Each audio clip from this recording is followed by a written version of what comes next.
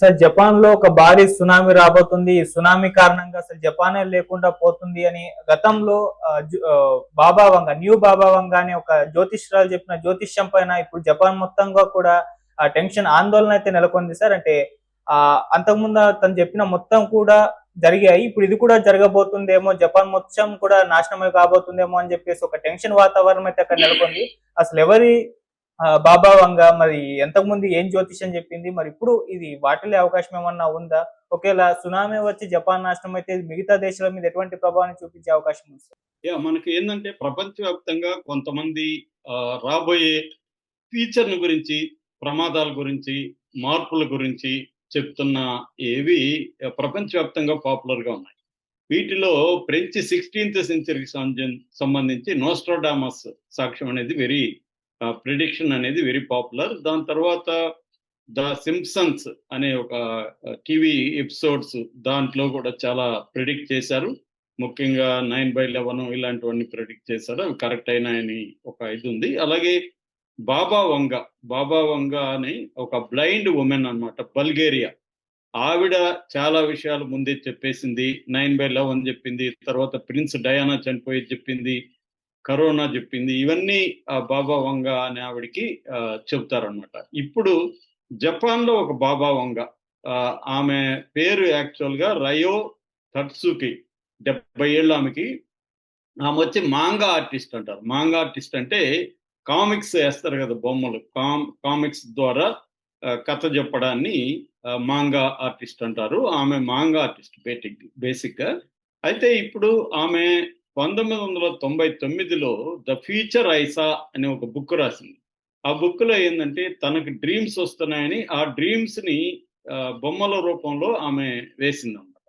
అందులో కొన్ని ఆల్రెడీ వాస్తవం అయిపోయింది అని చెప్తున్నారు. అందులో ప్రధానంగా ఏంటంటే ఆమె చెప్పిన దాంట్లో అర్థక్వేక్ ఒకటి, స్కోపే అర్థక్వేక్ వస్తుందని చెప్పింది. ఈ బుక్ రాయక ముందే ఆమె చెప్పింది. అది 95లో వస్తుందంటే అది వచ్చింది.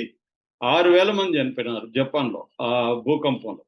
ఆ తర్వాత ఈ పుస్తకంలో ప్రధానంగా 2011లో సునామీ వస్తుంది, తొహోకు అనే ఏరియాలో సునామీ అర్థక్వేక్ వస్తుందని ఆమె చెప్పిందని చెప్తున్నారు. ఆమె చెప్పిన దాన్ని బట్టి అది 2011లో జపాన్ లో అతిపెద్ద సునామీ వచ్చింది. ఆ టైంలో మన దేశంలో కూడా చాలా చోట్ల వచ్చింది, ఇండోనేషియా వచ్చింది, ప్రపంచవ్యాప్తంగా చాలా చోట్ల వచ్చింది. 18,000 మంది జపాన్ లో ఆ సునామీలో చనిపోయారు. సో ఆమె ఆ చాప్టర్లో ఏంటంటే 11 మార్చ్ 2011 గ్రేట్ డిజాస్టర్ కమ్స్ అనే ఒక చాప్టర్ పేరే పెట్టింది అనమాట ఆ బుక్ లో. ఆ బుక్ నేను కూడా చూశాను.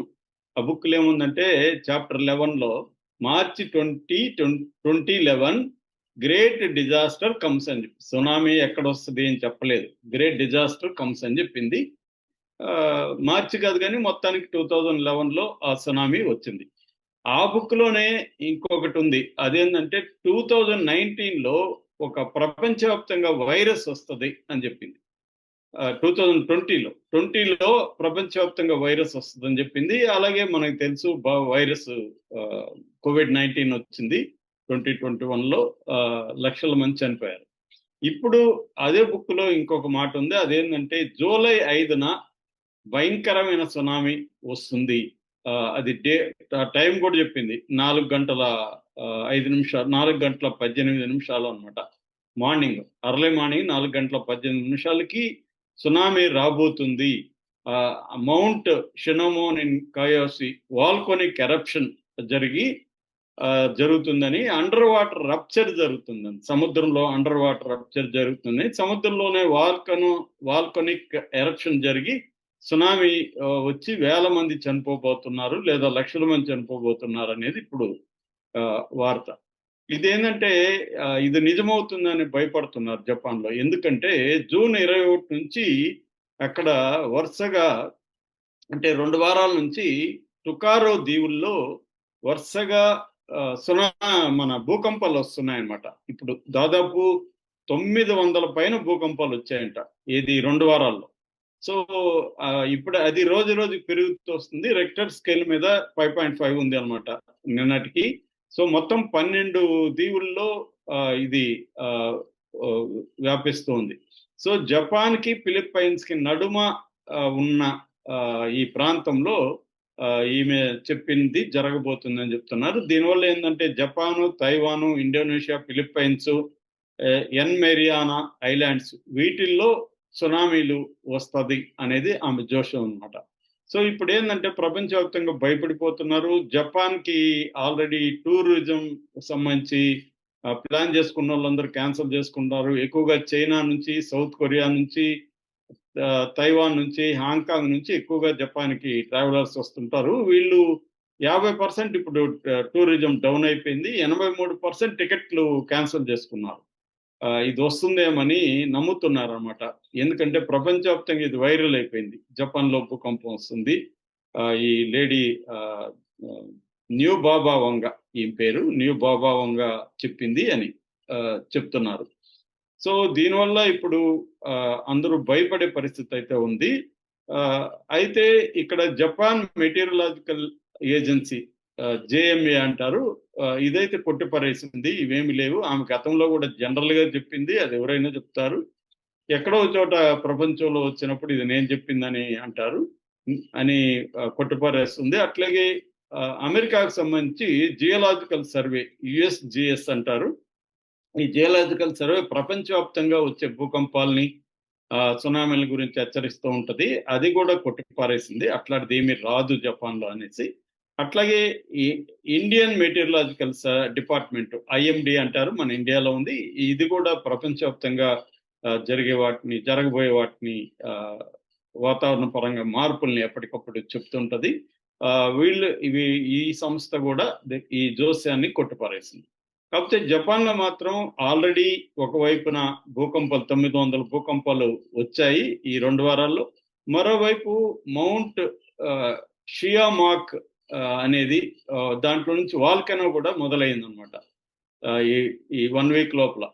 అంటే ఆమె చెప్పినట్టే వాల్కనో మొదలైంది, భూకంపాలు రావడం మొదలైంది. కాబట్టి ఆమె చెప్పిన జోస్యం జరుగుతుందని ఇప్పుడు ప్రపంచవ్యాప్తంగా నమ్ముతున్నారు. ఇది ప్రపంచవ్యాప్తంగా వైరల్ కూడా అవుతుంది. అయితే ఆమె ఇటీవలనే ఒక ఇంటర్వ్యూ ఇచ్చింది. ఆ ఇంటర్వ్యూలో ఆమె ఏం చెప్పిందంటే, మీరు నాది సీరియస్‌గా తీసుకోకండి. నేను బేసిక్‌గా సైంటిఫిక్‌గా ఏం చెప్పలేదు. దాని బదులు మీరు సైంటిఫిక్‌గా చెప్పే వాళ్ళనే ఫాలో కండి. నేనేందంటే నాది ఆర్టు. నా కళల్ని నేను అనలైజ్ చేశాను. నాకొచ్చిన కళ నిజమవుతుందనే దానికి ఏమీ ఆధారం లేదు. నా ఆర్ట్ ద్వారా నా కళల్ని బొమ్మలేసి నేను ఇట్లాగ వాల్కనో ఇదొస్తదని నాకు అనిపించింది. నా కల్లో వచ్చిందా అని చెప్పాను తప్ప, నాది సైంటిఫిక్ కాదు అని ఆమె ఇంటర్వ్యూలో కూడా చెప్పింది.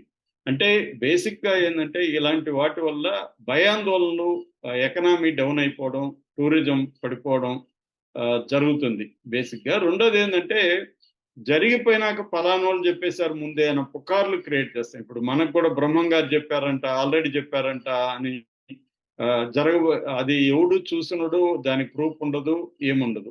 అలాగే ఈ బుక్‌లో ఏందంటే ఈ బొమ్మల రూపంలో కళల్ని అనలైజ్ చేస్తూ స్కెచెస్ బొమ్మలేసిందనమాట. సో అవన్నీ జరిగిపోయినాయని వీళ్ళు అప్లై చేసుకున్నారు. నిజానికి ఆమె ఒక వైరస్ వస్తుందని. ప్రపంచవ్యాప్తంగా వైరస్‌లు వస్తూనే ఉంటాయి ఎవ్రీ ఇయర్‌కి. సో జనరల్‌గా ఒక పెద్ద వైరస్ వస్తుందని చెప్పింది. అది కోయిన్సిడెంటల్‌గా 2020లో వైరస్ వచ్చేసరికి ఆమె చెప్పిందని చెప్పేస్తున్నారు. అట్లాగా వీళ్ళేందంటే పర్టిక్యులర్ ఇది చెప్పరు. నేను చాలా సార్లు జ్యోతిష్యాన్ని గురించి చెప్పాను. మామూలుగా జపాన్‌లో భూకంపాలు వస్తాయని చెప్పడం అంటే విచిత్రం. ఎందుకంటే జపాన్‌లో భూకంపాలు రెగ్యులర్‌గా వస్తుంటాయి. కొన్ని దేశాల్లో రెగ్యులర్‌గా వస్తుంటాయి. అక్కడొచ్చి భూకంపం వస్తదని ఇప్పుడు అదేదో మా సామెత ఉంది. తిరుపతిలో గుండోడు కనిపిస్తాడు నీకంటే రోజు కనిపిస్తానే ఉంటారు. సో అలాగా ఈ జోస్యాలు కూడా ఏందంటే కొందరు మంది పాపులర్ అయిపోయింటారు. సో దాన్ని పట్టుకొని అందరూ ముందే చెప్పేశారు అంటారు. మరి బాబా వంగ అంత ఇదైంటే ఆమె కళ్ళు ఎందుకు ఆమె తెప్పించుకోలేదనే వాళ్ళు కూడా చాలా మంది ఉన్నారు. ఇది బల్గేరియన్ ఇది. సో ఈమె కూడా తన కళల్ని అనలైజ్ చేశాను. ఎందుకంటే మనకి కళలకు కూడా నేపథ్యం ఉంటది. కళలు రావడానికి కూడా మన గతంలో మన జీవితం, మన అనుభవాలు, మన ఊహలు వీటిలో నుంచే కళలు కూడా వస్తాయనేది ఫ్రాయిడ్ కానీ ఆ తర్వాత వచ్చిన సైకాలజిస్ట్ చాలా మంది కళలను అనలైజ్ చేసి చెప్పారు. సో కాబట్టి ఇవి కళల్ని అనలైజ్ చేస్తూ బొమ్మలేసింది తప్ప జపాన్‌లో ఏమి రాదు. కాకపోతే రేపటికి తెలిసిపోతుంది కాబట్టి మనం అర్థమైపోతుంది. రేపు నిజంగా ఈమె చెప్పినట్టు సునామీ వస్తే ఖచ్చితంగా ఈమెది సక్సెస్ అయిందని మనం ఒప్పుకోవచ్చు. లేదంటే మాత్రం ఏమి జరగదు. ఎందుకంటే జపాన్ మెటీరియలాజికల్ ఏజెన్సీ వీళ్ళందరూ లేదని చెప్తున్నారు. ఉండేటైతే వాళ్ళు హెచ్చరించి ఖాళీ చేయించేవాళ్ళు గదా! కాబట్టి ఇది ఒక సెన్సేషనల్ వ్యవహారం తప్ప అంతకంటే ఏమి కాకపోవచ్చు. Okay sir. Thank you so much.